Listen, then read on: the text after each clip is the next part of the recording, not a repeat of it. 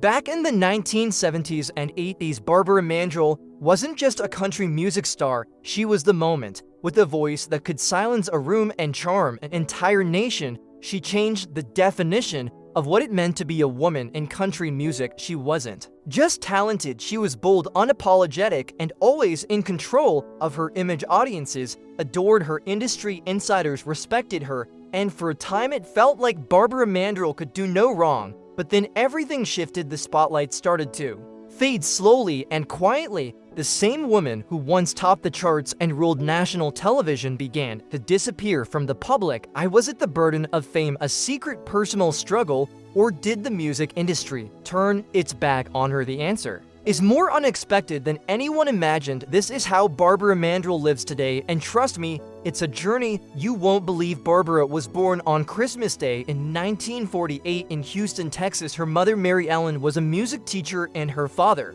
Irby, was a police officer. With a love for music, music filled their home from the start. Later they moved to Corpus Christi, where Barbara's younger sisters, Louise and Arlene, were born. Even as a child, Barbara showed signs of being a musical prodigy. She sang at church and quickly learned to read music and play instruments. She learned the accordion before she even started school. At 6, her family moved to California, and her father opened a music store. This gave Barbara more access to instruments. She joined her school band and began learning the saxophone and steel guitar. By the time she was 11, she was performing at trade shows and caught the attention of country artist Joe Mathis. This encounter opened the door to a lifelong career in country music. She started performing on Las Vegas stages and appeared regularly on the Town Hall Party TV show. Even though she was one of the few women in a male-dominated space, she was determined to succeed. By her teenage years, she was touring with legends like Johnny Cash and sharing hotel rooms with icons like Patsy Cline. Her talent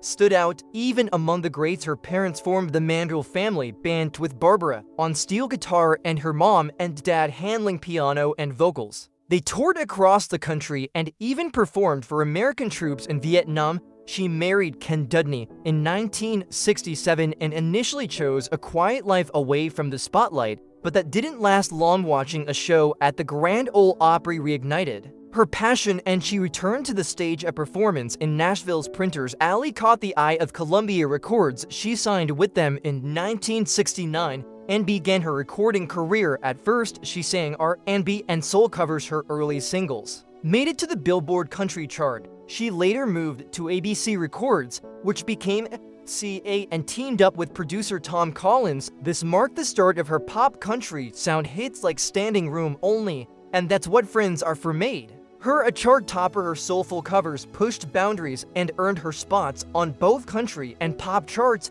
By the late 70s, she was at the height of her fame. Her single Sleeping Single in a Double Bed became her first #1 hit, and If Loving You Is Wrong, I Don't Want to Be Right broke into pop charts. To her concerts became grand productions with costume changes, choreography, and instrument solos. But not everyone liked her new sound. Some critics thought it was too polished, yet fans connected with the emotion in her songs. They sang of heartbreak, struggle, and pride in being country. Barbara wasn't afraid to evolve. She played multiple instruments, mastered her vocals, and always stayed ahead of trends. In her personal life, she found stability with her husband, Ken. They raised 3 children and even built a massive log cabin mansion in Tennessee. Their home had everything from fireplaces to a helicopter pad and later became a tourist attraction. But tragedy struck in 1980 for Barbara was in a head-on car crash that changed her life. A college student died instantly, and Barbara suffered severe injuries, including brain trauma. She spent over a year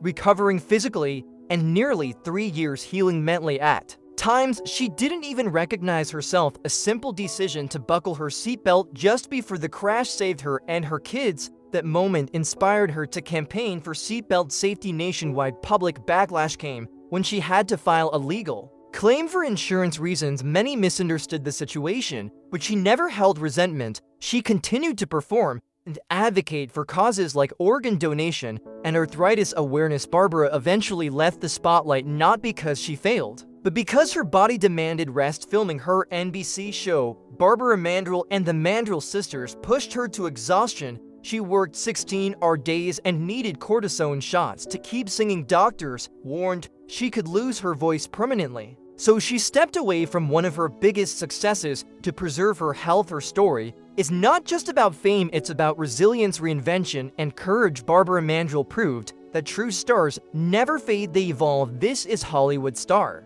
News. If you enjoyed this story, don't forget to like the video, subscribe to the channel, and turn on the bell icon so you never miss an inspiring Hollywood story again.